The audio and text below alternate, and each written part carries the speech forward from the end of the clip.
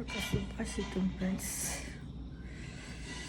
తల్లిదండ్రుల మీద దయలేని పుత్రుండు పుట్టినేమి వాడు గిట్టని పుట్టలోని చెదులు గుంటవా గిట్టవా విశ్వదాభిరామ వినురవేమ. అంటే తల్లిదండ్రుల మీద దయలేని పుత్రుడు పుట్టలో చెదలు పుట్టినట్టుగా పుట్టి సచ్చితే ఏమి లాభం.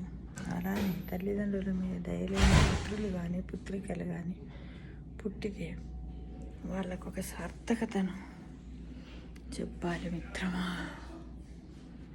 కానీ పుత్రోత్సాహం తండ్రికి పుత్రుడు జన్మించినప్పుడు కలగదు. పుట్టతి జనుల పుత్రుని పొగడ పొందు రసమతి అన్నట్టు సుమతి పద్యంలో నలుగురు ఆ పుత్రుని పొగిడినప్పుడు తండ్రికి అసలైనటువంటి పుత్రోత్సాహం కలుగుతుందని మన తెలుగు ఇతిహాసాలలో సుభాషితాలలో చిన్నప్పుడే చాలా చక్కగా చెప్పారు మిత్రమా.